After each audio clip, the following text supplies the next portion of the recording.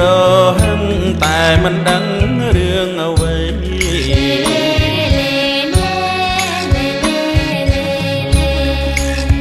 ភូមិពីនាងជីងលើខ្នងក្របីកាន់ច្បោកមួយនៅដៃខំគ្មៀតគ្មីរកមហូបជួបនឹងកង់កែបគោបយប់អូបអូបក្នុងស្មៅជាព្រៀនដោយក្តីស្រែកឃ្លានចាំងឥតមានប្រណី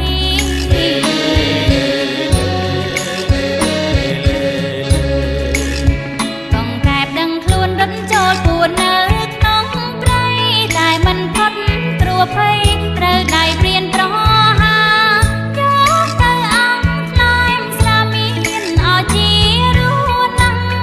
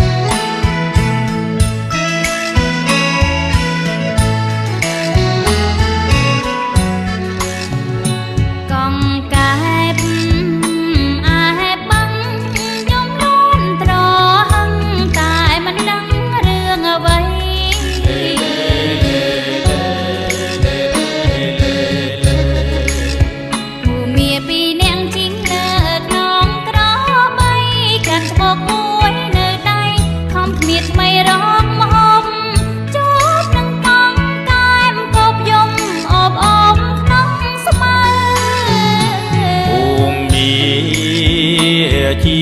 ព្រៀនដោយក្តីស្រែកឃ្លានចាំងឥតមានប្រណី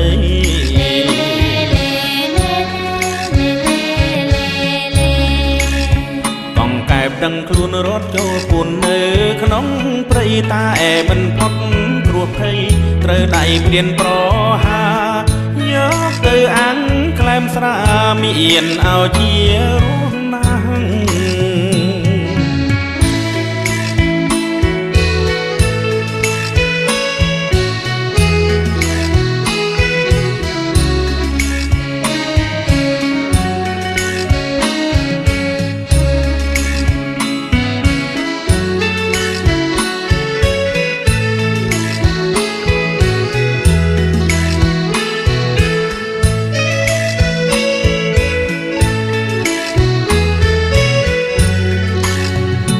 កងកែ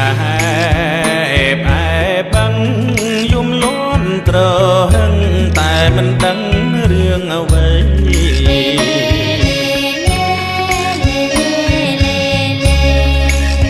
ភូមិពីនាងជីងលើខ្នងក្របីកាន់ច្បោកមួយនៅដៃខំគ្មៀតគ្មីរកមហូបជួបនឹងកង់កែបគោបយប់អូបអូបក្នុងស្មៅ